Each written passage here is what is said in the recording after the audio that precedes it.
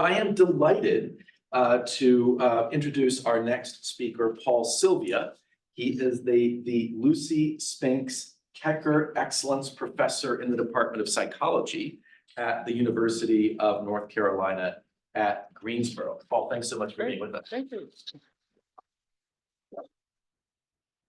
First, everyone, thanks so much for having me. This has been a deeply satisfying event. It's just been really rewarding. I think, you know, I'm on the academic nerd side. I'm a researcher who studies the psychology of creativity and arts. And to get out of the ivory tower and really talk with people doing arts education and community arts research is very satisfying. Not least because some of our ivory towers are a little more like cinder block hovels. Sometimes you kind of have to leave because they've been condemned.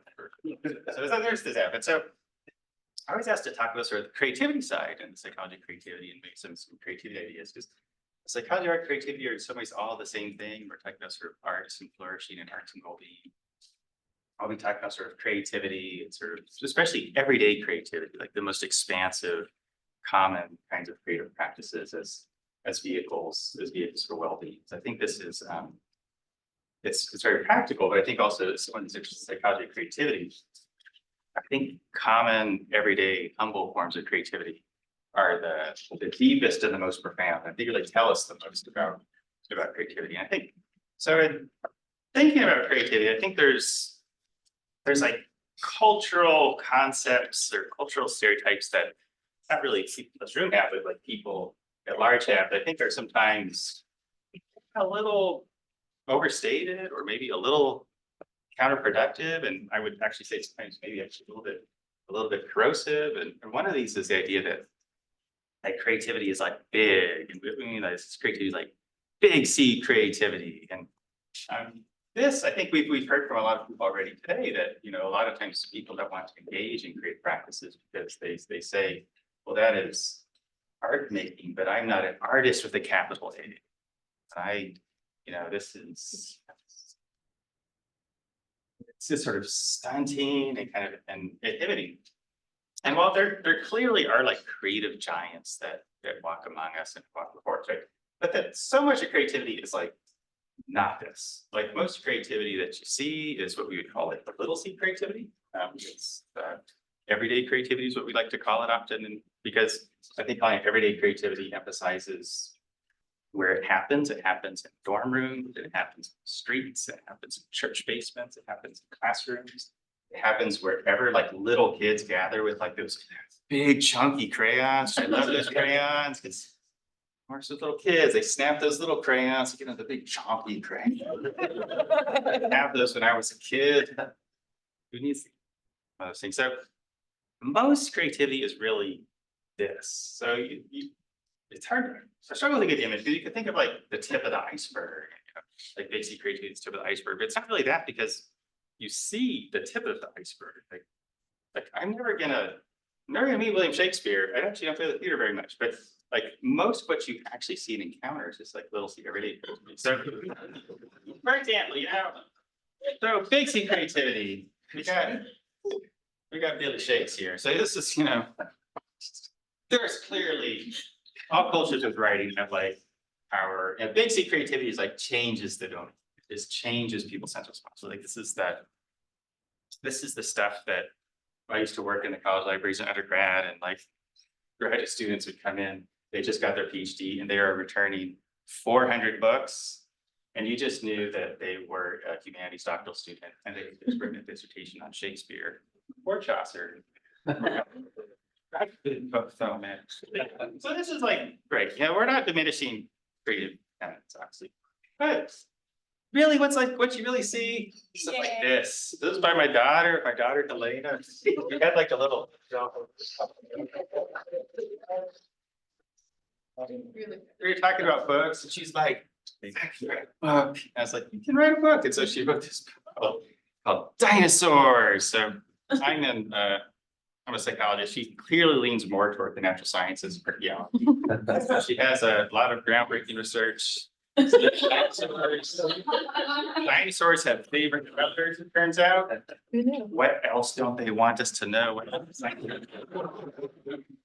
all of them have the same favorite color, which is purple. This is fine. So if you look at creative writing, like there's so much of it. You know, we're talking poetry writing, story writing. I think something that is really satisfying, you know, there's a big interesting creative journaling. So writing that people don't share, but it's shared with themselves. I meet a lot of young people who do comic book writing and manga and I think storytelling. There's so much. I think it's just so rich and warm to see, and people are doing this for their own satisfaction, which I think is lovely. And this is really kind of everyday creative writing. We've got music. I love music, and music educators are kind of my people.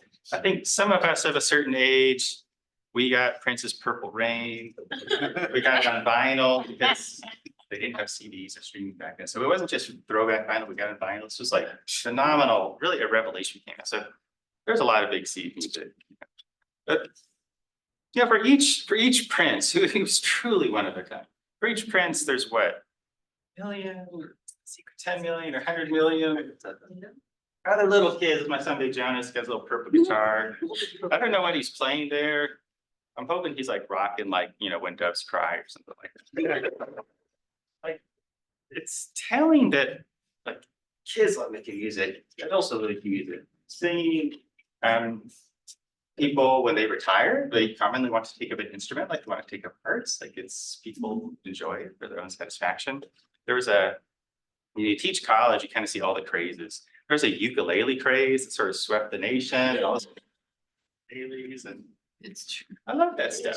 It's just like it's like songwriting. It's like it's everyday kind of. This is like the little C music. Or of course, visual arts. We're talking visual arts here. There's the people in the big museums on the walls, which is we don't want to take anything away from. Of course, there's Pablo Picasso, who was talent rich but clothing poor. And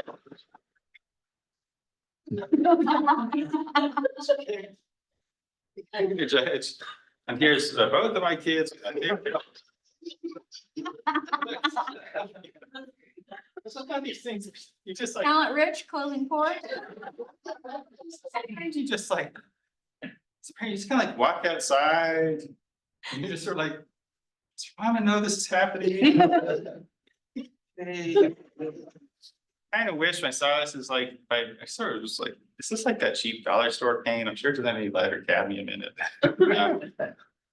You know, like I think especially with art making drawing, I love the presentation earlier. And I think that the fact that people find such satisfaction in sketching and drawing, like young people, comic book art is a big thing. Illustration, that people retire and they want to sort of make this up. I think just the almost universal exuberance children have toward visual arts is really kind of telling. It's I think, you know, the little C arts that are just so pervasive. I think this is why when we focus on the little C rather than the big C, like it's not shocking that there's like really great visual artists out there. Like someone in the world has to be the best in the world at something. I think what's revealing about human creativity is just like the massive pervasive interest that people do this, not for a job and not for a claim, but for sort of satisfaction. So we're team little C here. The other kind of broader cultural belief about let's just say the timing was this really perfect. So you know, child who was younger is now like a teenage daughter who's 16. So I've heard this album and I got this is a creative belief that I think is like complicated, but also maybe a little corrosive ideas. Like, you know, when people are doing creative work, like what does this look like? Like it's isolating, they're alone. It comes from like a place of like torment and struggle and you know, so we don't want to disparage the role of creative practice. We don't want to dismiss like that like the important role that this can play in sort of healing and recovery. But we also we don't want to further this broader idea that to be a creative person or do creative work, you have to like tap into some deep wellspring of pain, you know? I think people who work in communities and work with children on creative practices, they just sort of know this, because there's really nothing more joyous than a bunch of little kids having fun. And you know, you get a room, a pre-K room, you got a bunch of kids with like big butcher paper and like big old chunky crayons, and you like they're all like scrabbling, and you say, wow, that's like such a cool crayon. They're like, yeah, it's fun. They don't say like, this isn't the crayon, it's my club for staving away the darkness. Like, it's fun, like it's fun. Or I think youth pottery is hilarious. So I know some an old timer teaching youth pottery. He used to talk about like the first thing they would have the kids make would be like, you know, like little like coil or pinch pot, make little ashtrays. But he's like, kind of uncool to make ashtrays with parents for a long time. So now they're called sort of coin trays, you know, little coin trays or little cups. And they're so cute because they got those little denim aprons, which do no good because the clay gets wet. They get it all over the hair and face. They get this kind of, they have this like crusty insect exoskeleton. They're just like having fun. And you're like, oh, look, Mom, I made you a cup. It's hollow. Just like me. It's just fun. It's just fun. And I think it's true. Like, I think maybe we as academic psychologists tend to like lose sight of the real world, and human behavior has to become needlessly complicated. So when you look at this, like adult crafts and adult painting, like you look in on these rooms, you say, wow, people really seem to be enjoying themselves. What's so fun? Well, this is just like really fun. It's just fun to be with other people and do this. It's like they appear to be having fun. They say they're doing because it's fun, and like, what sinister secrets lie beneath? Like, oh, this kind of like there's maybe not that. Maybe it's actually just a simple tale here. So I'll talk a little bit about some studies we've been doing, sort of on this, on sort of everyday creative practices as vehicles for well-being. Both talk about some findings, which have a very simple message. Also, maybe talk about some research methods that I think some people might find interesting, or talking to some people about, particularly experience sampling and diary methods and kind of ecological assessment methods. So it's something we've been interested in for a while, is how everyday creativity fosters well-being, who's doing it, how this works, what this kind of all looks like. There's a lot of ways to study this. As Kathy mentioned earlier, that all these methods have their pros and cons. Interviews are excellent, of course. Self-report scales and surveys are great. That we've been using is sort of daily life methods. Now, those of us who, shall we say, were old enough to buy Prince's LP, anyone recognize that device there? Didn't anyone own one of these? Was anyone a Palm Pilot OG? Oh yeah, these were awesome. For the younger people in the room, this is like a smartphone that cannot connect to the internet or make calls or run apps. Great. What a time to be alive. So what these kinds of methods do is you're trying to assess people and their environments. You're usually doing it by interrupting them. So in the old days, we did people Palm Pilots, little survey apps. Now we use their own phones. And this could be over the course of a couple hours in a museum, or it could be over a course of a week of lives. But you're trying to interrupt people, and you're saying, like, what are you doing now?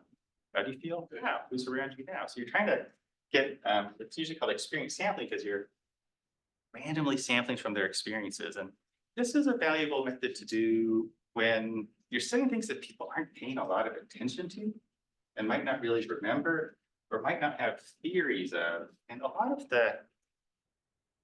of ordinary things that are just so important are like this. Like, people just don't, it just seems so natural to them. It just kind of fades into the environment of their days. And you have to kind of really interrupt them to ask about what's happening to understand sort of what's happening. So I'll talk about these methods a little bit, because I think they're practical for a lot of sort of arts and creativity problems. And so what we were looking at in several studies going a long time now is, so first of all, it's just, what's everyday creativity look like? who tends to do it. It's really common that some people are clearly spending much more of their free time in these kinds of creative hobbies. And what's the emotional context? Like they're staving off the darkness like it's them and their ukulele staring into the void. Or is it fun? So this was a first study we did. So we did this study with young adults, with college students. They're an interesting group because they're very interesting. They have a lot of control over their time. They tend to be where a lot of hobbies and cultural trends pop up. And so what we did here is for a week, we interrupted them 8 times a day just to ask them for a short survey. And this was done with phones. This was around 2012. So this was an actual phone. So the way the survey worked is they would get a call on their phone. So their phone would like ring and they would take it out and they would unflip it. And they would hear the questions and kind of type in responses to the survey. We thought this would be kind of hard for participants to do, but there are so many of them just kind of said like, oh, if I get a call, it's either like you guys in your study or my mom. So I wanted to pick it up. So what we'd ask is we just ask like, are you doing something creative right now? And we would, are you alone or are you with other people? You know, what are your emotions like right now? Kind of questions like this. There's about 8 times a day over the course of a week. And this lets you kind of catch people with what they're doing so they don't have to try to remember like how much creative stuff I did this week. And one of our interests in like who tends to be doing this is in personality psychology. One of the big traits of personality is called openness to experience. This is the kind of thing that feels familiar to people in this room. This is kind of like our people, like these are like just around the world. You see some people are just kind of more imaginative and intellectual and unconventional, curious, and they're really interested in creativity and the arts. On the other side of it, we have like equally valuable, extremely important traits like being like practical, realistic, focused on what's there, more kind of rational in some ways. And so openness to experience is a trait that comes up whenever you study psychology, creativity, and arts, because these are people. You know, these are people who just think like learning the ukulele would be fun. You know, it'd be really fun is learning how to adapt like late 90s Welsh UK, like acid electronic pop that's like 180 beats per minute. You know, we're talking like Apex Twin. Play that on the ukulele. That. Search YouTube for those. They're out there. Like that's like the best, you know. My ukulele, my rules. Yeah, that's like anyway, so we've got what we find here is everyday creativity. If we just interrupted people, about like 22% of the time people said, yeah, I'm working on something creative. The things people are doing is very wide range of the sorts of things students would be into. It varied, like for people who are like really high in openness experience, 40% of the time they said I was doing something creative right now. Often it's because they were embedded in degree programs related to arts and music, where this was just a whole lifestyle to them. It was part of like just bigger goals they had. We didn't find it, we really never find like that people are solitary. Like this just didn't have anything to do with it. Like people sometimes were, if people were doing creative work alone, it was often they were in a rehearsal room, might be the prototypical case. But the most interesting thing for our purposes is if you look at the emotional context when people are doing something creative, it's happiness and sort of activated stage. It's just something we'll say more about. So that when they're reporting something creative, they're also much happier than their usual state. They're much more activated or energized in the usual state. So it's sort of fun. So we were curious about this happiness part. So as Captain mentioned earlier, when we talk about emotions in psychology, sometimes we talk about there's clearly like a positive and a negative side, but there's also sort of a charged side where you can be exuberant and excited happy, or you can just kind of happy, but you could also be kind of like relaxed and contemplative happy. So this is something we're curious about because there's a lot of writing in positive psychology about feelings of vitality. When you hear about flourishing, that there's a lot of good ways to be happy, of course. But one way that you see is people feel kind of activated and charged and sort of enlightened and fulfilled. We wanted to kind of explore this a little more. So this is a study I did with Hamlin Connor. This was in New Zealand. We had a much larger group, about 650 young adults. And this was a different kind of method that you can use. It's called the daily diary method. And this is less intrusive for people. You can Usually you send them an email link, you can text them a link on their phone, sort of some sort of online survey, and just ask them questions about their day. So like, is this a good day? Was this a creative day? What kind of day was this day? And this is a good method if you want to follow people for longer periods of time, because people will do this for weeks and for months. And I think if you want to look at long-term impact of something, I think like a daily diary at the end of the day, people will do this for quite a lot of time. So this was a study we did for several weeks, and we asked a lot about their days. One of the things we asked was like how creative was this day, like how creative they were.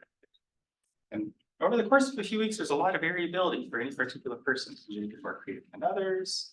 Some days not really. Some days afford it more. Some days don't. And so we were really interested in like their emotional states that day. So like, what did creative days feel like? So when you to sort of follow with Catherine's idea, when you think of all the emotions have their place. So if there's for these positive affective emotions, you have like these really charged ones, like people can be energetic, enthusiastic, have kind of more medium charged ones like happy, cheerful, pleasant. We can have kind of low activation ones of calm, content, relax. We're not picking favorites here, like when we talk about mindfulness practices and reflective practices, where we're sort of guiding people more toward this lower end, this sort of like a serene happiness. Likewise, for the negative states, we see these more being angry and cranked up, all the way down to just sort of more like a dejection feeling. So what we found here with this group is, so first of all, people were fairly creative. Like everyone reported at least some creative days, and some people reported a lot more creative days. People having openness experiences, you always find they just have a lot of creative hobbies, and they just like spending their time, and they're doing these sorts of things, and they're certainly doing that. But the emotions that were most typical of these creative days were these, all of the positive ones, but especially these kind of activated ones, that when people are working on their creative hobbies and they are feeling more kind of enlivened, enthusiastic, there's a sense of activation and fulfillment to it. So it's, I would say this is universally true. I think part of it's what they're picking. You could imagine people picking things that's more like relaxing and contemplative. But this is commonly what you find, is that people are turning to these hobbies because they're bored or irked or stressed, or they want something to do, and it's lifting them up. And this kind of takes to this question then of, so we've always found this, and other people say this always find this, that there's something to be said for the creativity is fun theory of people are doing this because it's just very satisfying, and there's not a whole lot of deeper things to this. So we want to look at, so why is working on everyday creative hobbies satisfying? And when is it not? Because it always is. And a good place to start, whenever you're asking for like, why do people find something fulfilling, gratifying, and satisfying, I think in cognitive psychology, this theory of motivation, self-determination theory is a very natural framework and has a lot of ideas in it, but I think a really easy to grab onto idea is that there's like three kind of core psychological needs. They say you have autonomy, you have competence, and you have relatedness. So autonomy is this volitional and willful versus like dutiful and obligatory. Competence is like, do I feel good at this? Am I building up my skills? Versus do I feel like competent? And relatedness is like, does this connect me to people? Like people I'm around, or relationships where people are not there, but also like community, culture, heritage, like relatedness in some really expansive sense of this. Because a lot of creative activities clearly fulfill this, like autonomy, it is my ukulele, my rules, I need to do what you want. Competence, I think one reason why creative hobbies are fulfilling, like we heard earlier, is like, it's not as hard as people think to start to learn music.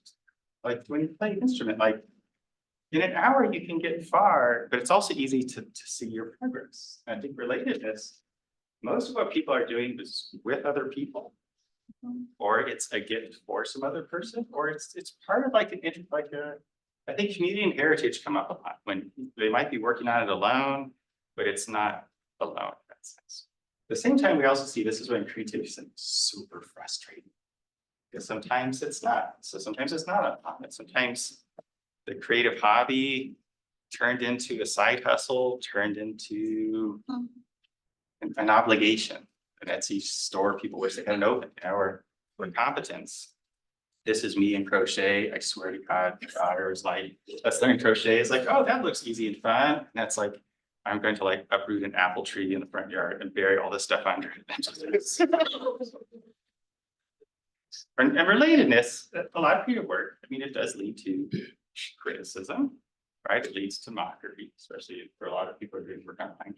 It can lead to breaking relationships and discrimination. You know, like the people can be doing creative work that can fracture relationships. So in brief, this was something that we recently kind of wrapped up a study on. It's again with young adults. We asked through experience sampling, like, is this a creative activity? We also asked them, like, just to describe in their own words what they were doing, why it was a creative activity. Very wide-ranging things people are doing as creative. We measured their emotions. We also measured at the time, like, the experience of, is what they're doing kind of willful? Is it building competence? Is it building connection to other people? And we are in kind of the stats nerds who like the stats stuff. If you ever need help with stats, yeah.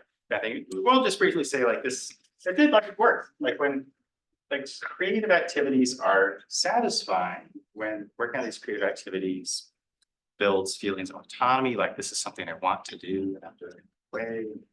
Builds feelings of competence, like I feel good at what I'm doing, but I can see that I'm improving in this. And also I think particularly if I had to pick one, I think relatedness is the star of this, that what I'm working on, it's somehow sort of furthering important social relationships. So I think to take this away, I think, you know, we researcher types, we're always looking for like a complicated story. We like using the word nuance a lot. But I think, you know, we see here a picture like creative activities really are a vehicle for well-being. It's not a complicated story. I think when we work with people in community and arts, we sort of really see this, that I think if we're looking for touch points for effectiveness, I think it really is a chance for people to express autonomy and to do something their own that they want to do. And I think building competence clearly stands out, that in all creative, there's an aspect of craft and technique to all of this, and to feel like you're getting better at anything is just so satisfying for people.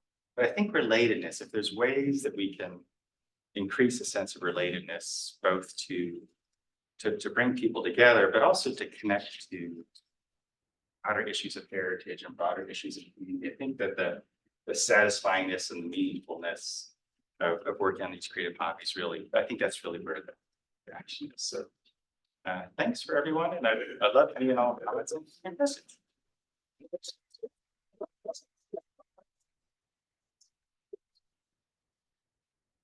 We have time for questions. Yes. Thank you, Paul. Yes, hi.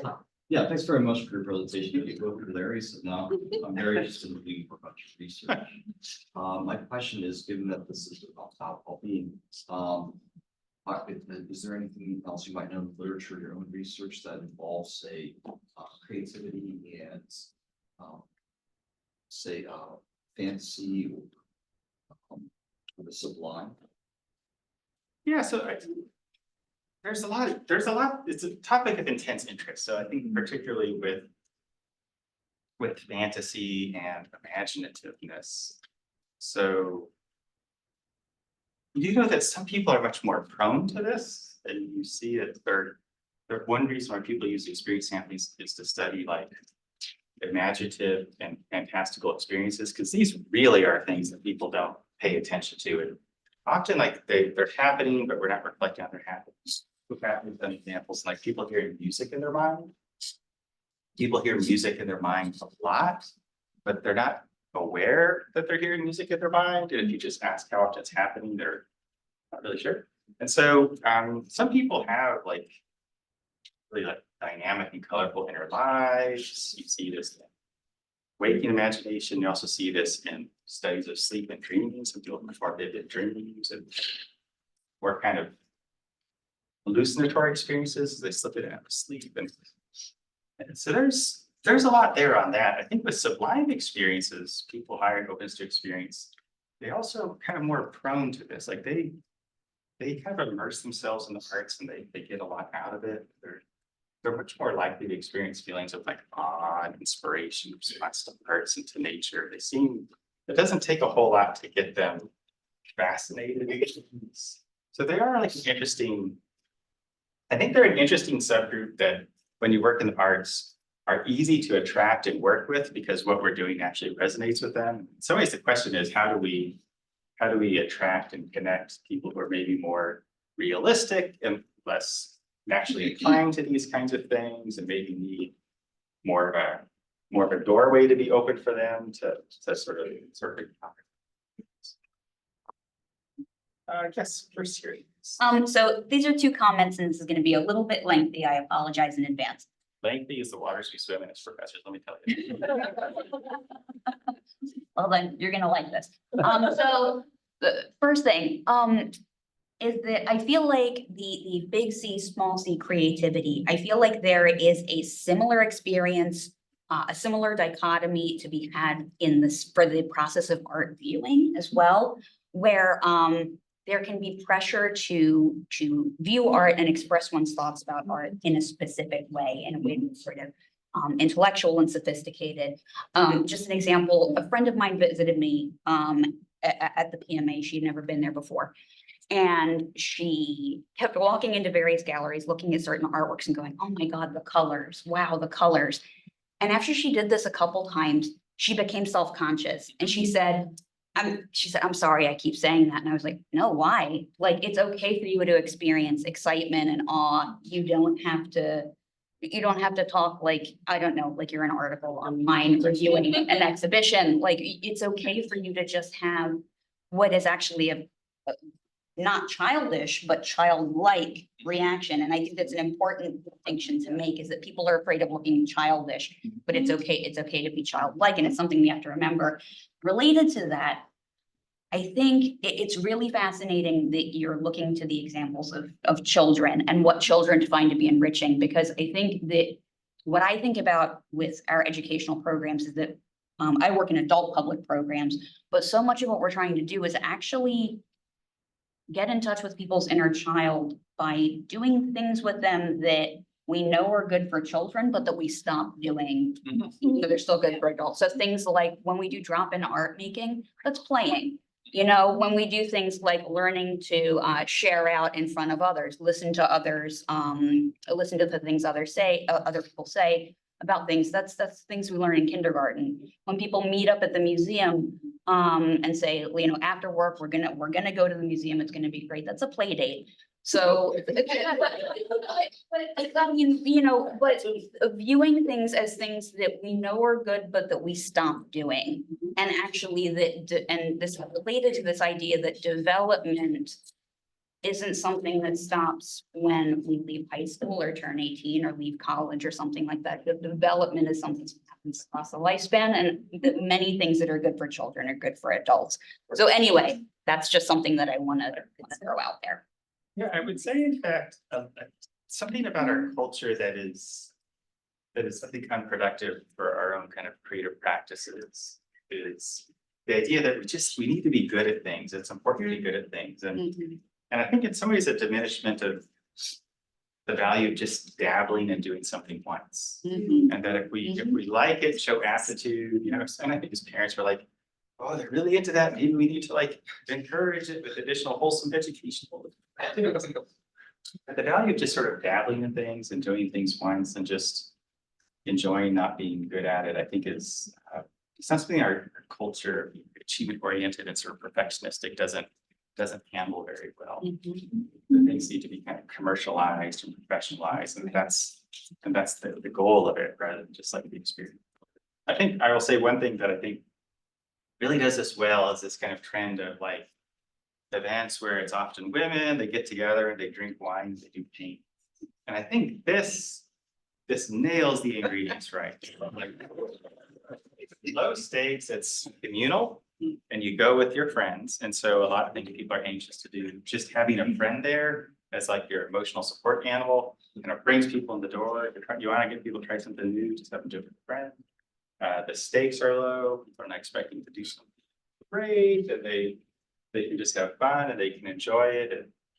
it does plant some seeds for people who want to take it farther, but I think in its own right, it's just valuable as like a communal place to be expressive and to have kind of a community of art making. And it's fine just to leave it at that too. And I think they've kind of lowering the stakes and increasing the fun in the community, I think is why I think it's really good. And yes. I just curious about your thoughts about something. The expectations of creative activity. Just kind of curious about what you have thought about, heard, know, because that seems to me quite. You mentioned it offhandedly, but those expectations can be spoilers into negative realms. I work with a really, by all intents and purposes, extremely successful artist, but in fact, he made a painting called literally said, "I wish I could stop making art." And yeah, I'm kind of interested in that, like that I understood what he was communicating, and I just Sure. Yeah, so I think there is, I mean, and where there's these interesting wrinkles is there are, you know, there's these big C, there is this big C world, and all of them started children, and they sort of grow into it. And many people who do this do want to really develop their skills and really develop their craft and sort of do this as their work. And I think a lot of the challenges when people want to do this, they face a lot of these challenges of like, how is this still fun? How do I do this without being burned out? How do I kind of keep these seeds of my early passion while I'm doing what really sometimes feels like a job or a grind? I think even at the hobby level, many people talk about how like they dabble in candle making and they do it just for fun, and they give these as gifts to their friends, and friends say, "Wow, these are so great, you should sell these." And I think that so yeah, that what people want to happen, I think, is really interesting. And you see it, there are a lot of people who just are kind of covertly creative, like they journal for themselves or they write for themselves, they don't tell people. And I think sometimes they're doing it because they want it just to be kind of intrinsically motivated, or they want it for its own sake. And they feel if they bring it out into the world, people are gonna be like, "Oh, you should try to publish that, or you should post that online. I'm sure no one will make fun of you." It's sad about it because we also want to like nurture and encourage people who really want to bring their work out and really enter the world with it and really sort of grow in sort of a professional way and find this paths for them. Yes, please. Thank you so much for this. I've long had a fantasy dissertation idea about like done this. But my question about the history of popular literature on creativity. And I was wondering if you could give us a fast lit review, partly because I have never been sure where this question falls. Is this an American Studies question? Is this a sort of Annenberg School History of Communications questions? Because I know that art education is already thinking about this. I know that like arts, but I'm not sure if in American culture, what's also happened is that in our sort of American pragmatism, we have cloaked creativity, we have closeted it within innovation and within tons and tons of popular sort of business books like Horatio Alger. And if that isn't, if people take that road and think like, can I be creative in business? And then kind of reach a dead end, or maybe they do, I don't know. I need to understand where it falls. And I guess my last thing is, I've been curious about this recent Wim Wenders movie called Perfect Day about a Japanese toilet cleaner who apparently he's like cleans public toilets, but also has this kind of fascination with kind of the buzz of the city as he goes around Tokyo doing this, and has various other hobbies. I've not seen the film well yet, but it's been like reviewed well.